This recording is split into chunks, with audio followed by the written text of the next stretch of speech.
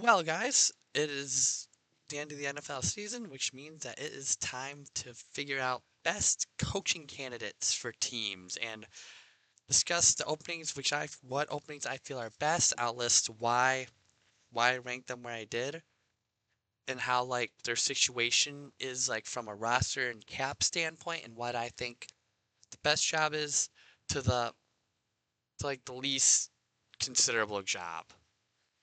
So there's 8 head coach openings and a possible but not likely ninth one. So we will see. So we will see what happens there. We will see what happens there.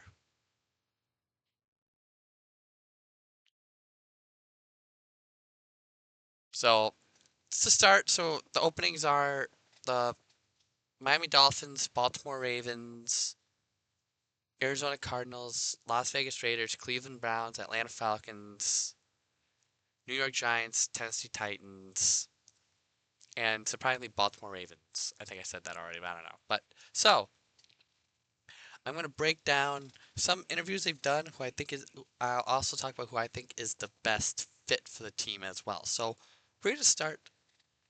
We actually, I am going to start it. We're going to do reverse. We're going to start it from the 8th spots. We're going to start who I think is the least favorable job. I know it's kind of different to break it down from best, but I'm going to do it by least. So we're going to start with the Arizona Cardinals. So Cardinals, they fired Jonathan Gannon on like almost right away after they lost after week 18. And this job, I mean, it's not the I I just don't think it's really an eye-catching job. I mean, they got some talent on the team, but their quarterback situation. If they trade Kyler Murray, they have to take that cap hit if they trade or release him. I don't think they're going to be good next year regardless. And there's not a lot of offensive talent that I think that's really appealing to this eye. I mean, they've interviewed guys like Jeff Hafley of the Packers defensive coordinator, Vance Joseph, who's the Broncos DC. Raheem Morris got an interview, Matt Nagy, Chiefs offensive coordinator, Robert Saleh, Clint Kubiak. So they've done a lot of like defensive head coaches and defensive coordinators that they're looking at. But like, I don't see what's appealing about this job. I mean, I personally feel like the best candidate for this job, and this is just a me thing, is Robert Saleh. Because I think my logic for this is Robert Saleh. He's a great players coach. I think players respect him. He wasn't dealt a great hand with the Jets. It doesn't help. It doesn't help that the Jets, are just a mismanaged organization as a whole. And I think Robert Saleh is the perfect fit for the New York or for the Arizona Cardinals. Bring in a good offensive coordinator or defensive coordinator, and you figure it out from there. And then you figure out the quarterback situation. But either way, I still think whoever you hire, they're going to be bad next year. The second, number 7 on my list for head coaching openings is the Miami Dolphins. Now, the Dolphins fired Mike McDaniel. It took them a bit to fire Mike McDaniel. I think they fired him on the 8th, and his job had been kind of on the hot seat for a while. They're going into the going into the season, they started like 1-6 or something. There's a lot of talk about firing him already. So then they went through with it officially. They did bench Tua Tago. He did bench Tua Tagovailoa, so I think that bridge is burnt no matter who they hire. And I think they're gonna. And I think Tua's not gonna be their head coach. I don't think Tua's gonna be their quarterback next year. I just don't see how he's going to be the the quarterback next year.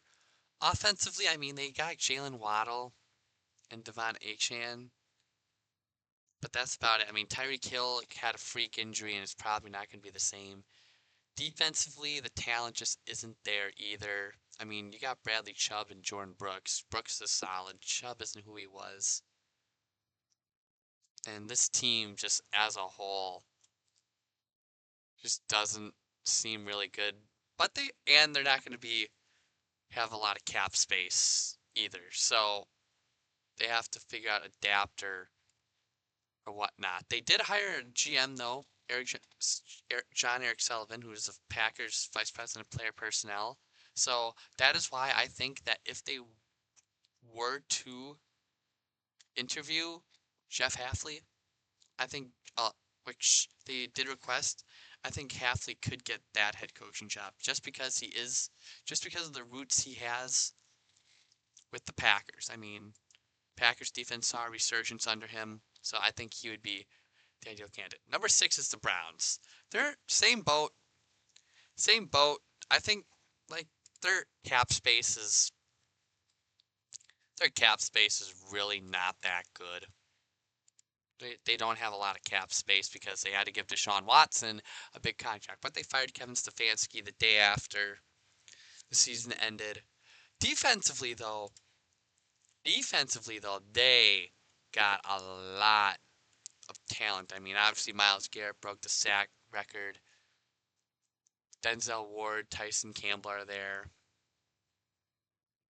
Carson Schlesinger had a great rookie year. Jeremiah Owusu-Koramoah will be back. They do have a good chunk of free agents though, and their issues offense. Although they guys like Quishon Judkins and Harold Fannin did show promise, and Jerry Jeudy was nothing special, but he wasn't terrible. Never mind, he was pretty bad. He had 2 touchdowns, and yeah. And then Shedeur Sanders at quarterback, or Deshaun Watson. So I don't think the job is terrible, but I just don't see it up there. I think it doesn't make much sense, but I think the most likely guy to get the job is Mike McDaniel because he does seem to be an offensive guru, and I think he could get the most out of the team. I think Mike McDaniel is one of those coaches where you give him a roster that's like young, like the Browns on offense, and he can build them from the ground up. That they could be better because he inherited a bunch of stuff from Miami and all that. So I think you give him a blank slate like he would have in Cleveland. I think he would be the ideal situation there. But you try your best to retain Jim Schwartz. Number 5, I got the Tennessee Titans. The only reason they're this low is because similar thing to the Browns, they do lack offensive talent, but Ham Ward, technically this year's number 1 overall pick, struggled early, but lately he turned it around and was able to look like a decent quarterback. He wasn't anything special by any means. But he did show flashes of the quarterback he could be. Elik Iomanor and Shamiri DK also showed promise as receivers.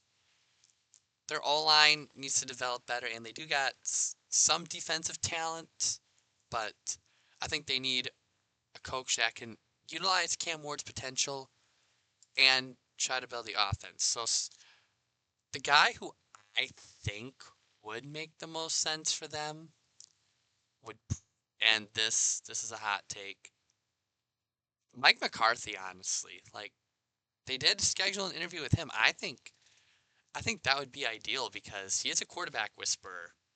You put Cam Ward with Mike McCarthy and he can develop him from scratch.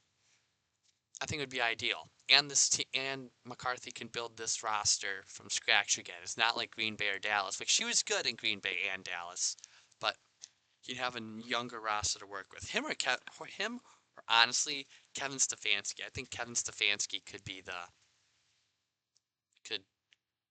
could be the coach there too for a similar reason. I think they can make that work. I really do. And they have a lot of cap space. Number 4 is the Las Vegas Raiders. The reason why they're not higher is because it's a talent-based thing. I mean, offensively they got Brock Bowers, who is one of the best tight ends in the league. They got Ashton Genty,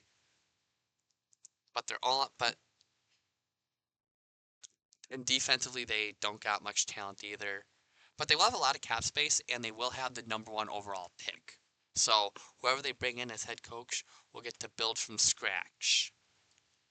Will get to build from scratch and will be able to, you know, develop his own quarterback and hopefully maximize the O-line. That's why I think Kubiak, I think, would make sense for the Raiders and should be the guy they hire as head coach because he's a QB whisperer. Look at what he's done with Sam Darnold in Seattle. Turned Sam Darnold. I mean, Seattle has the 1 seed for crying out loud. He can maximize Ashton Genty. The O-line has been pretty solid with Clint Kubiak in Seattle, so get some studs there and develop them.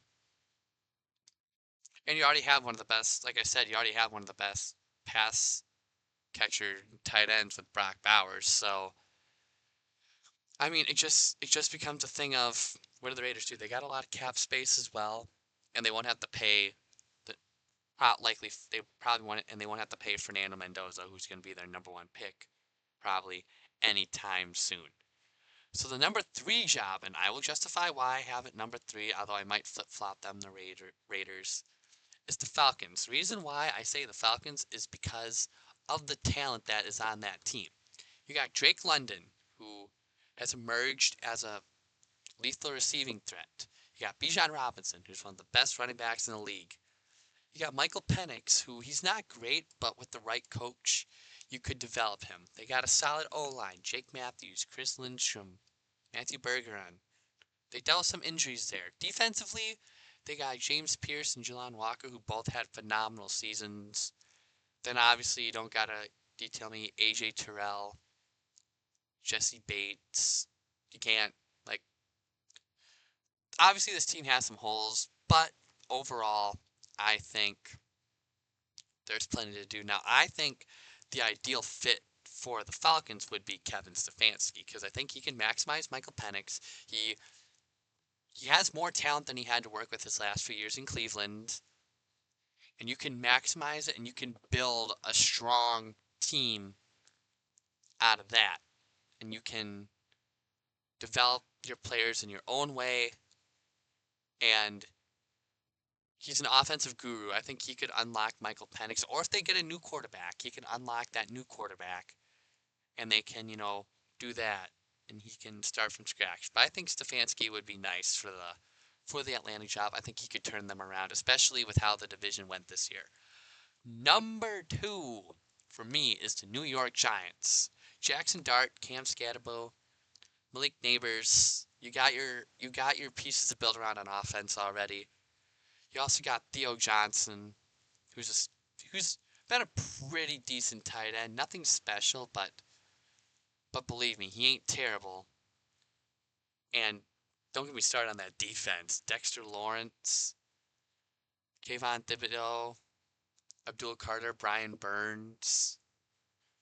They got a bunch of studs on defense. Obviously, they need some help in the secondary and O-line, but they got a nice foundation, and Jackson Dart would be perfect to turn on. And that is why I think, even though I can't say Kevin Stefanski for all of them, so I'm going to say that's why I think John Harbaugh is the perfect coach for the Giants. I mean, we saw what he did in Baltimore, yes, the last few years, and yes, he does have a problem with blowing the lead, but he's a good head coach. You bring in a great offensive coordinator who can develop Jackson Dart, continue to develop Jackson Dart. You don't have to do as much.